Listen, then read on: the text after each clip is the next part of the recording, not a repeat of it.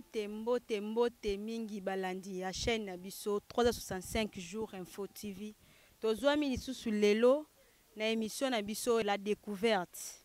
Tozwami awa na province ya Congo central na territoire ya Kasangulu. Bisika wapi toye kosala étude ya terrain to découvrir nini oyo Kasangulu ebombela biso. Ebele ya batu bakaisaka Kasangulu ezaka village.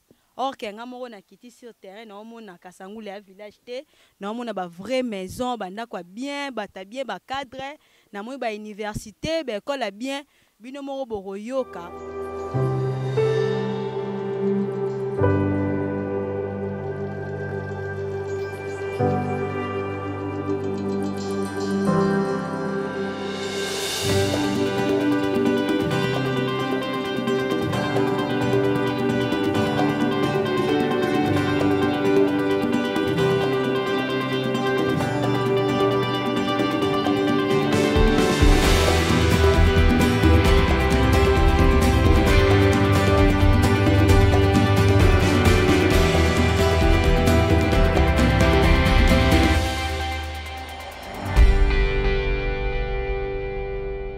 Pona koyeba historique ya Kasangulu. Tozo ke malembe na mituna tokozwa quelques intervenants ba meka un peu ko relater biso. Ba la kisabiso Kasangulu, ba yebisa biso ba difficulté nini bakuta nango ba monde de vie na bango aweza akande nini pona bino ba bozali kolanda. Bolanda pe boyeba, bolongola pe mo ba complexe mi ya mikemike tozala nango surtout biso ba kinois. Tozali awa tozali kokoba tolanda bilili. Mbote mama. Maman na monyo na kata bilanga na kata musala ozo sala vraiment. Est-ce que koki koyebisa biso ndenge nini yo vivre ana Kasangulu? Ndenge nini ozo vivre na bilanga ozo sala production nini ezali? Est-ce que o vivre ka bien na kata yamba ya Kasangulu okobete biso mwa lisolo na mukieto yeba? D'abord comme on ngai maman Christine Kenge Luseki nazali d'abord nazo représenter ba paysans sur territoire ya Kasangulu na niveau ya province ya Bakongo nazali présidente ya cadre de concertation biso Fopako. Mais na niveau ya province na biso tozana 12 territoires mais territoire oya suka selon l'évaluation tozali ko sala ezali territoire ya Kasangulu. Territoire ya Kasangulu ezali ko progresser du point de vue économique. Alors, tant que sali banalise wana, tu es comme on a été ba problème ebélé, au monde que tu sali d'abord un un problème foncier. Donc tu sali proche na Kinshasa, batu nyonso bazo ko somba mabele. Alors pour ba mama penza bazwan etenya mabele basala ezali passe. Bato bazo zwa mabele bazo ko pesa biso penza ba paysan accepter to ko sala misala na biso. Yami balé situation géographique et pesa biso pe accepter projet ne se koya awa soit ba olisa biso tozali interland à Kinshasa mais normalement tozali na province ya Bakongo tant que na province ya Bakongo baloba ono bozonga Kinshasa tant tozonga Kinshasa ono boke na Bakongo donc tozali à cheval yango pe ezopesa biso lisusu passe. Alors troisième problème tozana ngo problème oyo na ebite so boyoka histoire ngo ya nzombo ya Simo Kimbangu. Donc mentalité wana ezali ancré na population na biso ya Kasangulu. Était vraiment so to sali bilanga to kozwa na biso elokote. Mais bomoni biso awa malgré que bomoni elokote mais so botali épinard kuna épinard rezo répondre tala matembe na biso ezo ko répondre. Mais batu vraiment bazali censé te ya kosala musala. C'est que yango mte comme ça ba fainéant. Vraiment na Kasangulu fainéantisme eza makasi. Na problème ya foncier na ba problème ya historique na biso. Alors biso na niveau na biso oyo moni ezali site biso ba mama to monaki été tozali 15 mama a ba mama déjà basi bake déjà basi bake yo moni kuna déjà basali kuna donc to yaka ko sala ka chaque vendredi na monaki été pauvreté mingi ezali na côté ya ba mama yango nazali ko redynamiser ba mama na kati action ya bilanga pamba te tozali kaka à 35 km na Kinshasa donc to ko sala nduna na biso so to bimi awa 6h30 tozana ipen to teki. Alors ce que tu as na problème ya inondation moni site na biso eza na se bon tozali basi pona ko sala vraiment irrigation technique wana tozana ngo pete biso ba mama pe tozana ba moyen te alors tozo meka kaka ko préparer na no saison oyo to moni ce procès m'accompagner biso après biso moi semence peut accompagner biso na fumier pour être to ko sala mais année passée penza to sala qui résultat ezala qui vraiment positif. Merci beaucoup maman. Est-ce que c'est biso richesse ni boza na vraiment ana kata Kasangulu? Ah, richesse penza o ezoko yango na sikoyo ezo sala biso passe. Parce que jusque là na Kasangulu tozali na filière moko porteuse te. Sikoyo biso yango na cas de concertation tozo mekada ça fait déjà 3e année tozo ke na structuration. Liboso tomoni ete manioc awa ezo produire makasi. Kasi économiquement manioc eza penza na rentabilité te. Manioc penza eza na rentabilité te. Yango na sikoyo na plaidoyer oyo tosalaki tolingi ete tokota na maraîchage. Tokota na maraîchage parce que pour de croissance na biso tolingi ezala na secteur ya maraîchage parce que na maraîchage wana eza biloko moko ya 21 jours, ya 45 jours, ya 60 jours peut-être nde yango ekopesa biso difficulté vraiment toza nango yango na Kasangulu tozo ko déterminer te vraiment filière porteuse penza toza nango te. Mais je crois bien pendant 3 ans au tokeni na structuration to moni to rentabiliser na manioc mais siko toza na maraîchage. Alors na maraîchage to monaki ete toko tabler beaucoup sur céleri, toko tabler beaucoup sur ndembi et puis toko tabler surtout sur aubergine. Nde yango na 3 ans o to moni yango nde epesaki biso ka mo rentabilité parce que si to tabler mi na légumes feuilles na premier mois kaka donc ba premier fruit ya mois de mai mois de juin yango nde pesa biso mbon biso to komi na juillet août ndunda wana okomi ko bayango. Alors tant to sali mois banalise na biso donc les 3 filières yango na nde siko to lingi to rentabiliser na territoire ya Kasangulu et puis to ça déjà na ba semence to ça déjà na ba biloko no to sali déjà ko bongisa po yo monde déjà déjà biso malgré ba mbula mais to ça na ko bongisa po déjà na mois de mai déjà to banda première production. Merci beaucoup maman. Est-ce que bilanga oye botaka kaka naturellement to eza botaka pe moi ba produit na kati po ekolisa bilanga mbango? Bon, ba produit yango nde tozo éviter. Po biso mo pe tozo lia ba biloko yango. Tozo bela en tout cas na ndenge soko moni soko tali aw. O moni nde tozo sala auto ezali culture tozo benga culture intelligent. Le tozo tia matiti. Tozo tia pena matiti donc couche belé à matiti pour jouer matiti wana epola. Tant to ko tia ngo na fumier et ko pesa biso pe fumier.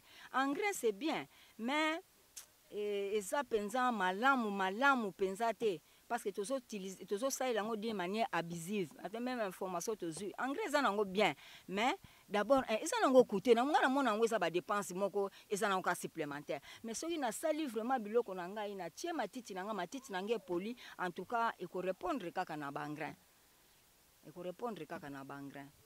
Merci maman. Message ni okoki ko annoncer na gouvernement pour na territoire ya Kasangulu? Message yango to kolobaka parce que gouvernement ngo to lobaka parce que na ba mboka mosusu agriculture eza quand même na ba budget agriculture ezali bazo pesa ba mama ba crédit bazo pesa ba pesa ba crédit to kolobaka na biso kana gouvernement ngo mais solution to soka na biso te biso ba agriculteur mais to sala kana ndenge na biso to senga ka ye gouvernement a respecter ka les accords de Maputo. Parce que ce Maputo, qu'on a bakende ki kuna. Bakende ko yokola kuna babiki ba supporter agriculture, budget agriculture et mata. Ba matsa biso budget agriculture comme ça to za accès na crédit to ko za la paix na accès ya ko sala biloko na biso. Et puis deuxièmement, il sous problème to za nango ya commercialisation. Biso biloko na biso ba importaka te. Mais ya batu mususu bazo ko importer biso ne to consomaka. O importation, mais gouvernement na biso azali ko pesa biso accès te po biso pe to ko produire pe to teka ailleurs biso ka to consommer bo biso mukoni to koteka yana tozo ibisa kaka na gouvernement o ezo bimasiko ba kanisa agriculture ba pesa pourcentage ya malamu na agriculture pour être agriculture eken pamba te mboka ko développer kaka soki agriculture parce que yango ndezali levier ya développement ya mboka. Merci beaucoup maman, merci. Tozaka kokoba na émission na biso la découverte kaka na même ville o ezali ya Kasangulu, tozali kokoba toza na kati ya université ya Kasangulu ISSD. Tozwami awa na secrétaire général académique ye o toye kotuna mwa mituna concernant l'université. Ako se présenter bokoyoka ye apesa biso historique ya mboka o tozwami apesa biso pe ba raison et pour ça ki bango baya ko exploiter université awa. Bonjour. Bonjour maman journaliste. Merci beaucoup. Est-ce que vous pouvez se présenter pour na bazali kolanda ba yo soko zali nani? Oui, kombo na ngai Munongo Lomeka Jires, naza secrétaire général académique na kati ya Institut ISSD Kasangulu. Merci beaucoup, secrétaire général. Beaucoup de respect. Question na ngai liboso eza boye. Est-ce que vous pouvez pesa biso historique ya Kasangulu? Opesa biso historique, opesa biso aneni nokoma awa to zane awa to zali no kozaleka mupaya ozoleka to musala mutemema yo awa. Bon, un peu du tout, parce que naza vraiment nga na botami awa. Je suis un natif et na botami na Kasangulu depuis longtemps. Voilà, donc et je suis là aussi parce qu'à un moment il fallait sortir pour ba études et consorts. Après tout zongi les sous pour travailler. Donc depuis lors, je vis ici comme moi na Kasangulu, un natif vraiment, et voilà. Merci beaucoup. Awa na kati ya Kasangulu tomoni université munene, institut ya munene awa na Kasangulu onga na moni ya liboso eza ya université na bino. Est-ce que ko yebisa biso année oyo université oyo ebanda?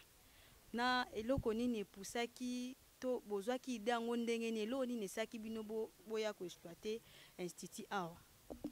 ISSD Kasangulu eza créé en 2004. C'est depuis 2004 que nous existons. Et puis ISSD Azalaki agréé définitivement en 2010. Quand l'effet, disons, ministre Machako abandé koleka pona ko frapper l'institut Azalaki viabilité, c'est en ce moment-là d'appeler biso agrément définitif wana. Donc c'est depuis 2010 nous te délivrera un diplôme, ma camion normalement. Mais et l'autre pour ça qui création à institut et ça son initiateur qui est avant tout à la base un infirmier. Era Komara na Kasangulu, c'était avant dans l'année 1980. Era bandi ko travailler, il s'est rendu compte que problème encore sérieux et zalaki na kati ya environnement oyo, à savoir niveau yaba disons personnel médical ezaki faible.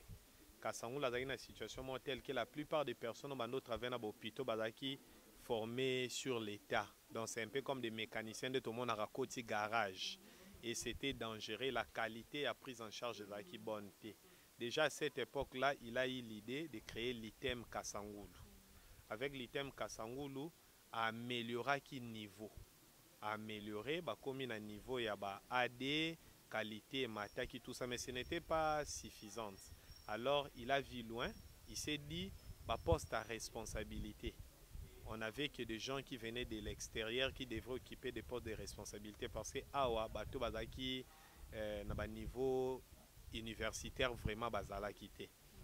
Nde aye kozwa likanisa lancé pe ISSD et à part élément wana élément monsieur le sala qui est pas si parce que lui-même vivait ici, il est pas allé na bana. Alors bana ne pona kotanga, il faut partir à Linikin, il faut voyager ko lukambonga ba home soit payer les transports chaque jour. Il y a de ces parents qui étaient censés envoyer leurs enfants qui sont Tumbanzangungu, c'était pénible. Ezala qui passe makasi mbongo ezala qui difficile à trouver, bana belé bando kokotanga te. Ba bazala qui ko comme à niveau ko ça l'université bazala qui a compté du bout de doigts. Voilà. Donc c'est par rapport à cette réalité qu'il a été motivé à créer Institut supérieur. Mais comme il a compris que la santé ne pouvait pas seule développer les coins et qu'on avait d'un côté besoin des prestations de qualité dans le domaine de la santé, de l'autre côté il s'est dit université bandobimisa abana bon pito et ko absorber nombre nyoso bandobimisa te. Il faut d'un côté penser au développement des experts en projet qui pourraient impacter de diverses manières. Bon pito ko belé et bah continuer à consommer bah étudiant banda ko bima, il avait vu tellement loin et aujourd'hui c'est ce qui s'est fait. Donc d'un côté, c'est comme ça qu'il avait lancé santé et développement de manière à la fois couvrir les problèmes et se projeter dans les futurs. Donc c'était vraiment ça sa vision du départ. Merci beaucoup. Batu baoyo kakaka ISSD baoye bate vraiment à la longue et à la large et ça vraiment ni signification nango vraiment opesa moi ba détail wana po bao baza kulanda ba comprendre et ça institut nini spécialité na bino eza nini. ISSD Kasangulu bato ebele babenga yango ISTEM Kasangulu.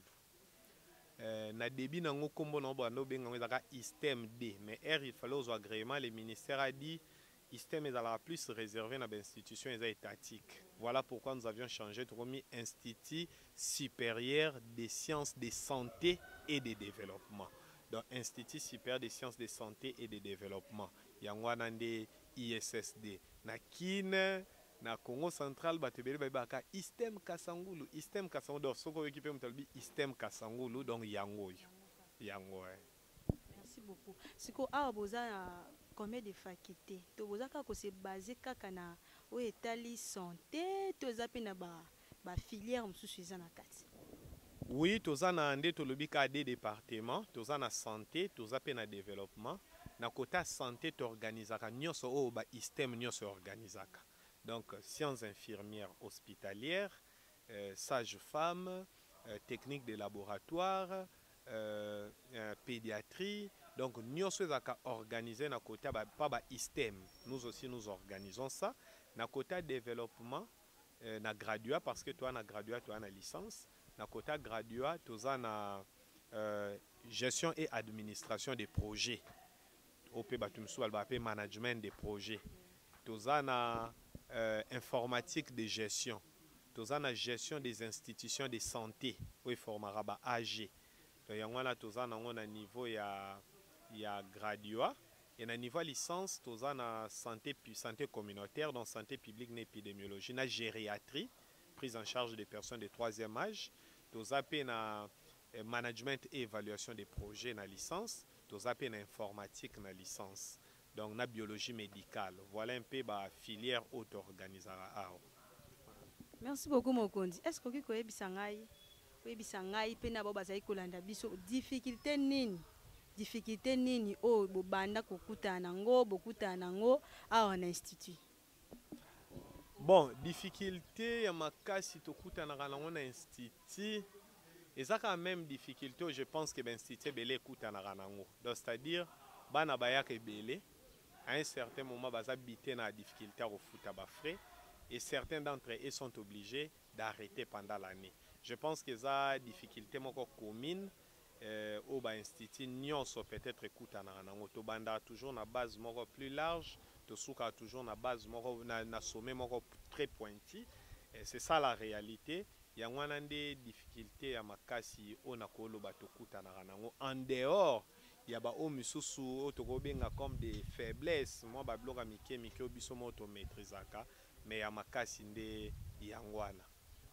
Est-ce que frais académique na bino est abordable ba syllabus na bino est cherté pour mususu bazali kolanda mususu ayoki kabwe ekoki coaturer aozana posa ayeba kuna bafutaka combien oki koyebisa biso to yeba frais académique ezalaka combien ba support na bino botekaka ngo ezalaka ndenge nini? Voilà.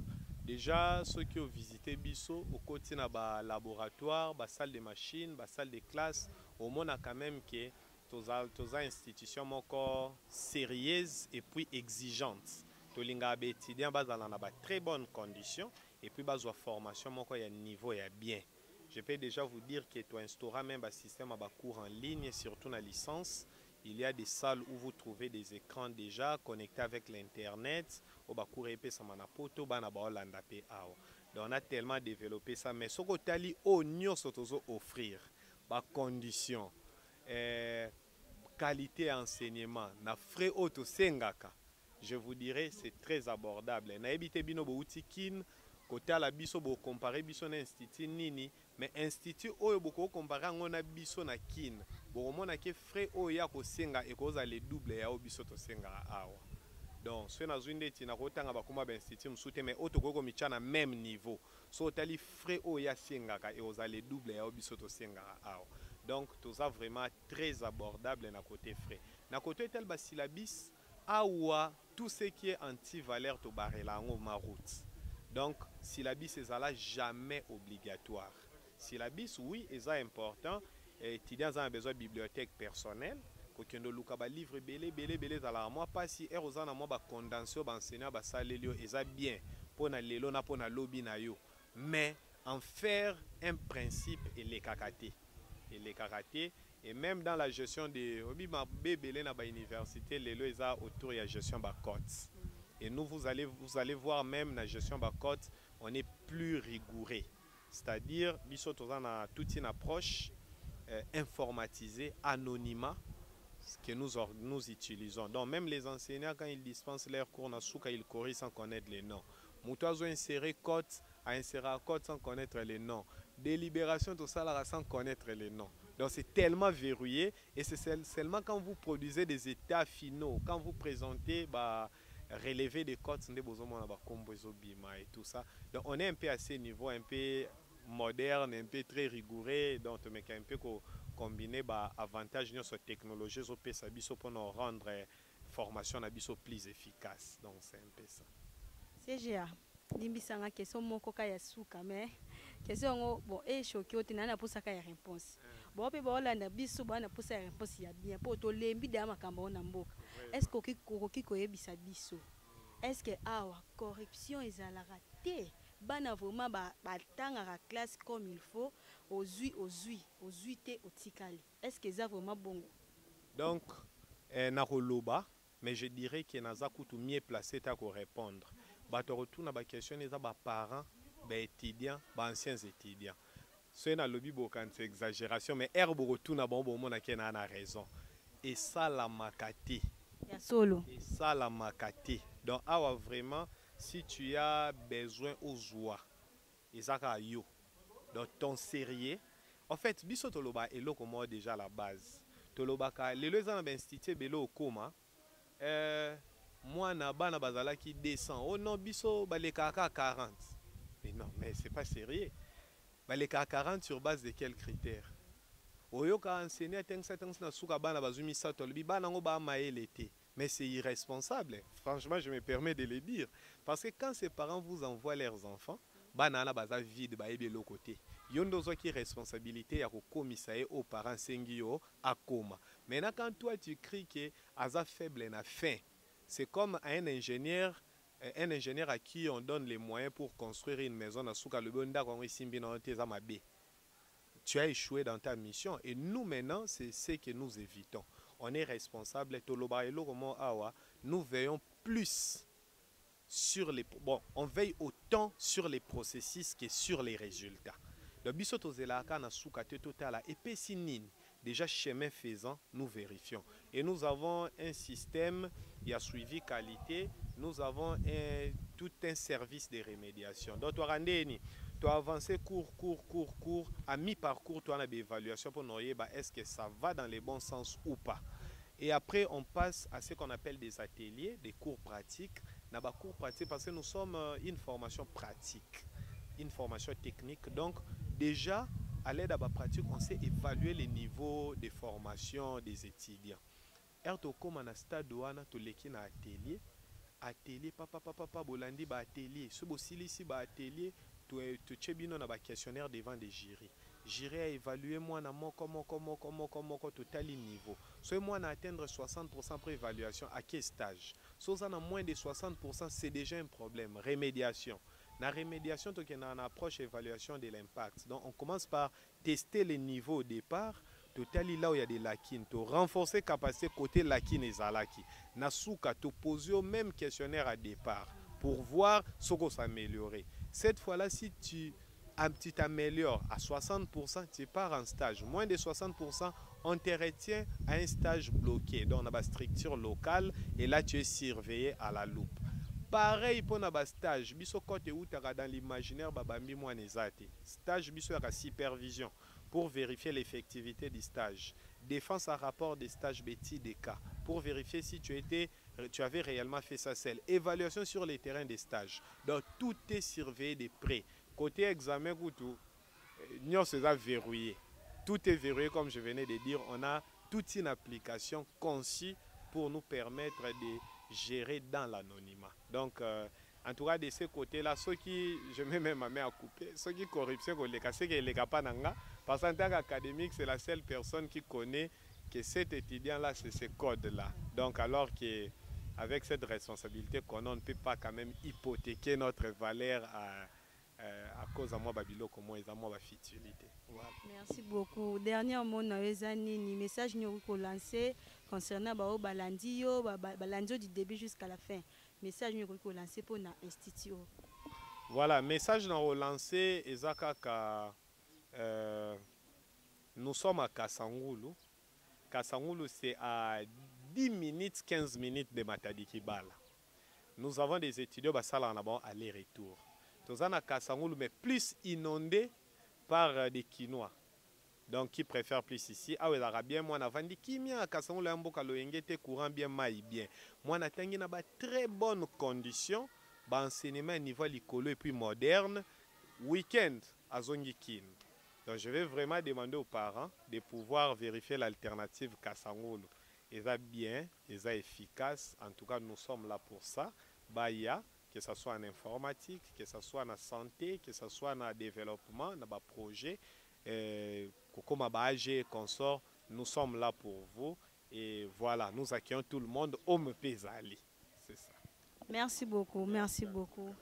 Binomoro Bolandi, CGA, secrétaire général académique, il y a Institut Oyo, ISD, Binomoro Bolandi, Binomoro Bozana pour sa botanga. Na série nyos o bakot nange bungaki esenga na branché esenga na pesa bwebwe aba makambo hani zalati donc so za mayele o makasi za muto linga classe za posa ko mi pesa oza posa no te okende place mo bwe bakot no ebunga nyos institut na bino yangoyo bapesi bino ba filière nyonso na sur Bolandi yo parents Olandi émission du début jusqu'à la fin université ya bien yangoyo ngakune na zabu na kangami na komi ku regretter so na eba abandaka na ngene otanga po makam na découvrir esalinga na ba char de poudre CP disinga makasi batanga makamba corruption za la te non na oka onte depuis na botama donc boya bomi pesa bino bomoni mboka oya mboka mo kitoko Kasangulu vomeza vraiment donc ngapenda na kale na akuni na kuna makanisi na zabu na tikala ta mboka mo courant depuis na ki ezokende te bino mo bomoni université pe batongo pe kitoko da emplacement nango za propre makasi eza nango na deux niveaux nango mais na moni ba caro o na ba université msu caro ezala raté mais anga moni ba caro numéro boya Bolandi SI CG ndenga lobby ndenga pesi historique na ye ya institut na bango bino mo boyoki elengi o ya pesi bo continuer toujours kaka kolanda biso na chaîne na biso bokozala dessus te bo s'abonner massivement.